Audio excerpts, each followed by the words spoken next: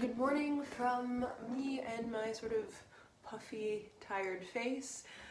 The truth is that I'm not doing very well today, this week, actually I haven't been doing particularly okay all year, but that's kind of neither here nor there. What is here and there is that as a means of doing something with myself, I am going to finally tackle reorganizing a portion of my shelves, especially the fiction. So I'm combining my hobby and my chores and hoping that it will keep me accountable.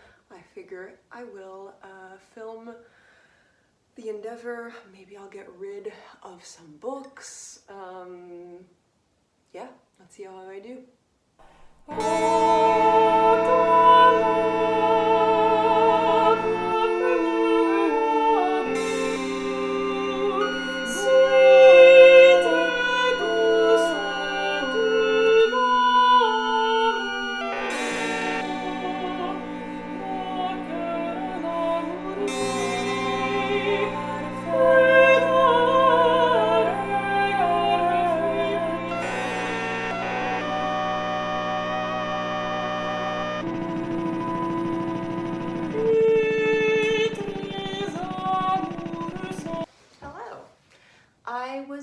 Quite successful in the past, I guess, day and a half, reorganizing things. English language fiction is cold, completely reorganized and re-alphabetized. It's still somewhat messy, of course, because I have to have 2 layers of books like this, because I just don't have enough shelf space.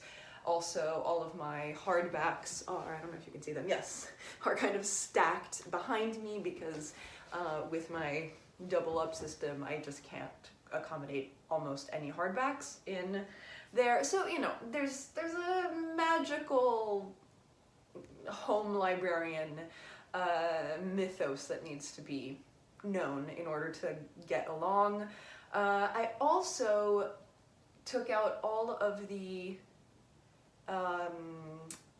philosophy and kind of aesthetics from this room and moved them into my bedroom, reorganized a bunch of stuff there, so I was able to have essay collections, which I have at this point quite a lot of, in a much more organized way, and there's a lot more space to keep adding more, so I am really happy with that. You'll have seen some footage of me rearranging things. I unhauled a good number of books and I'm quite proud of myself for that because it's really hard for me to get rid of things.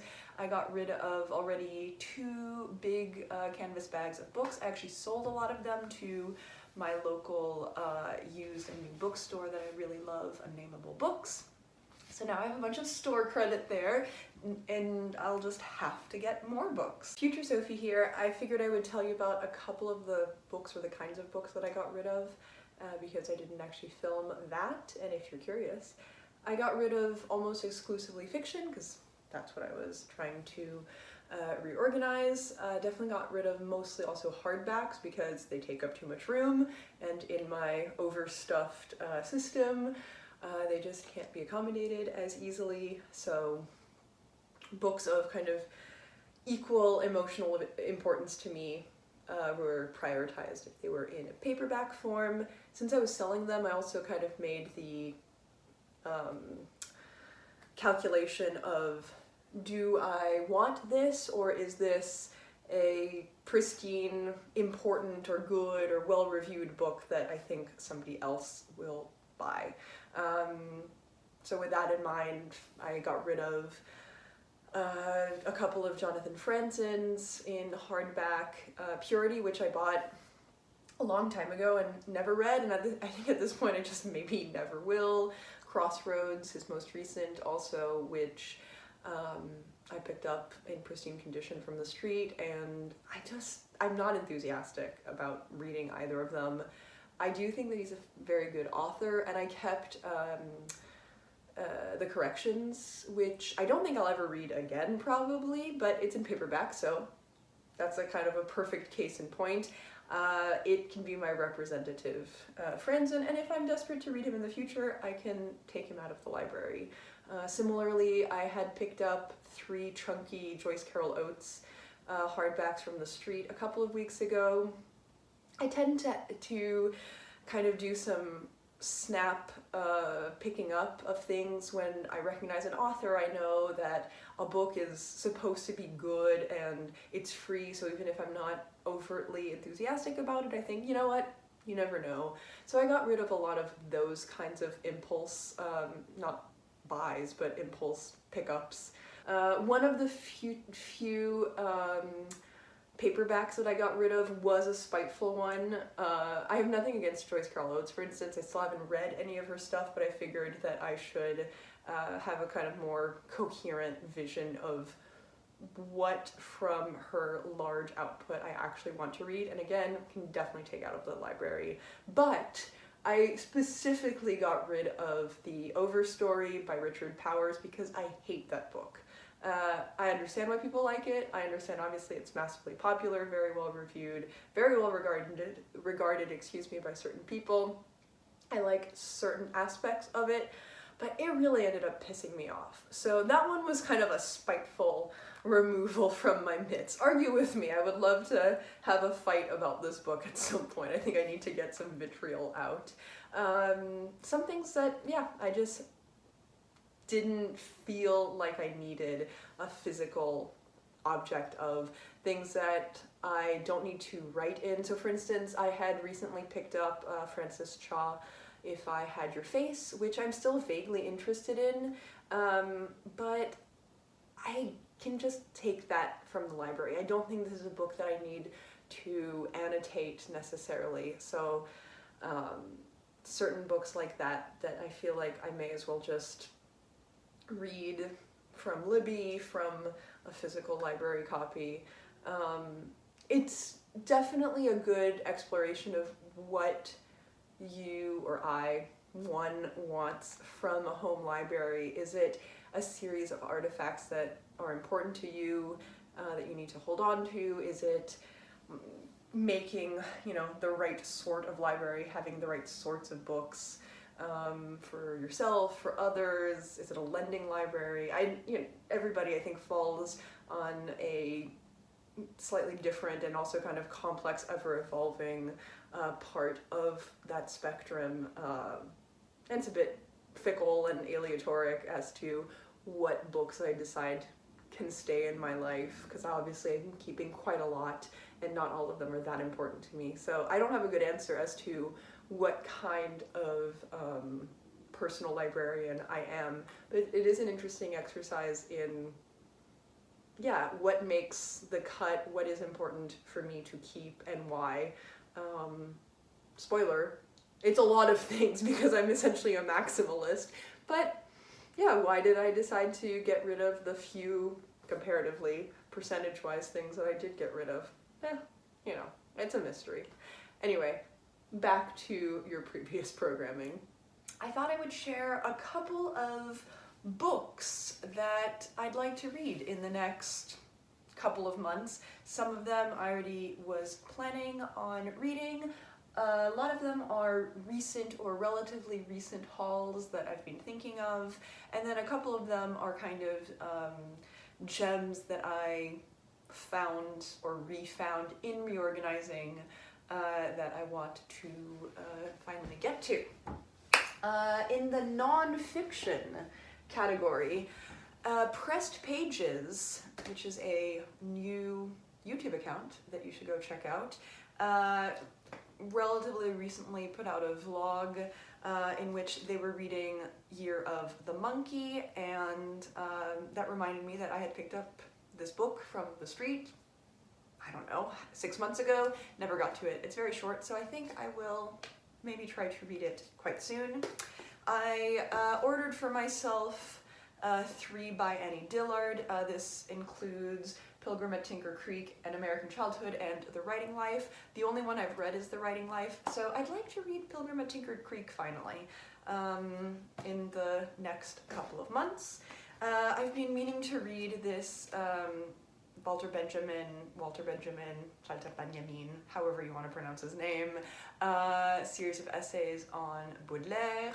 We'll see if I get to it, but I'm keeping it out. I did not put them in the shelves. I have a little book trolley for ideally books that I will get to soon. I picked up Pure Flame by Michelle Orange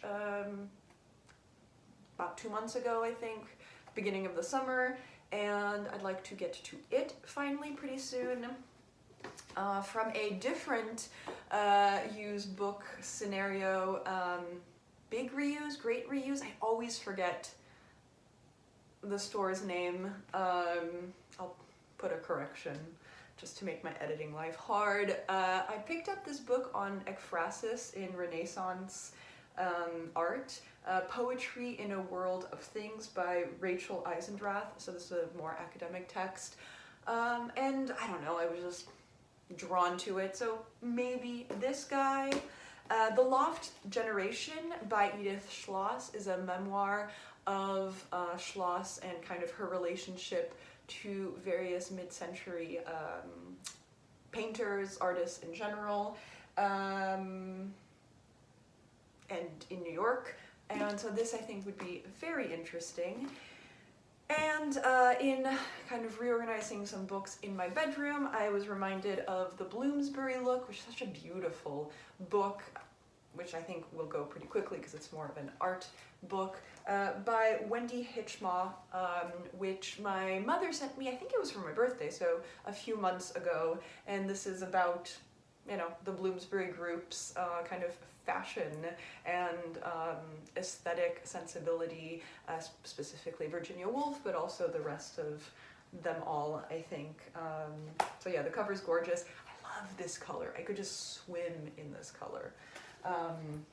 Very important thing. So yeah, this is some projects, nonfiction projects and essay projects for the next few months, ideally, at least things I'm not putting away.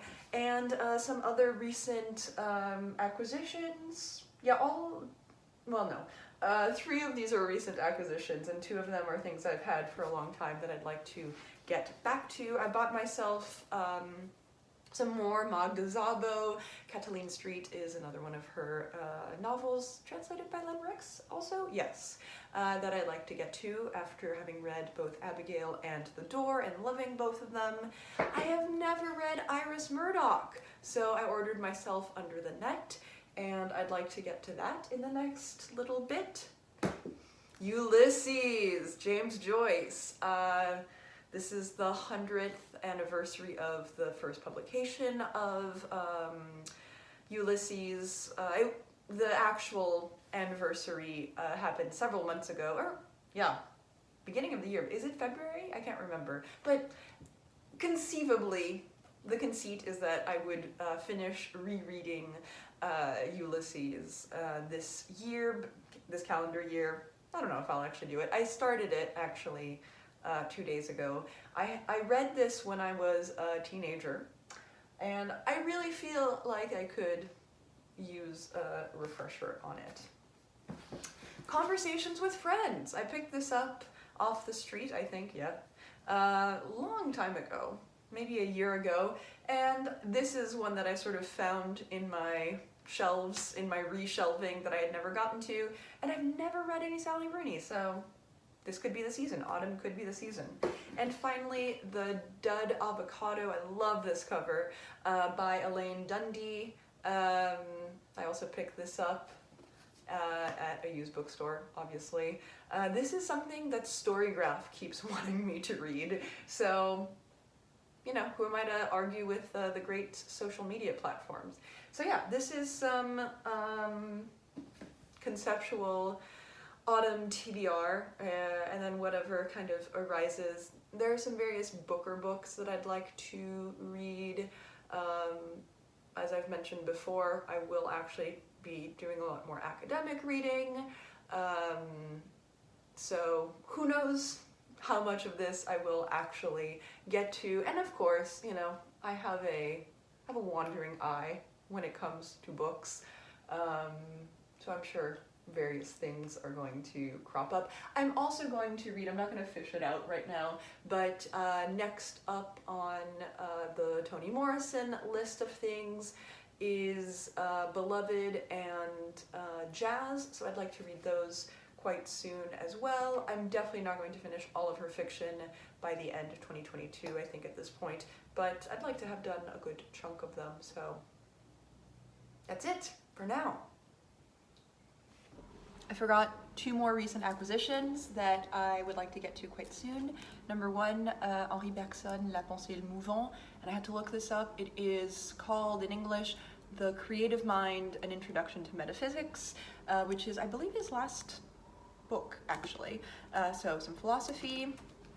And Constance Debré, Non. I don't think this is translated into English, but a friend of mine just got this for me, and I'd like to get into this shorty as well. Now I'm gonna go sing a premiere on a barge.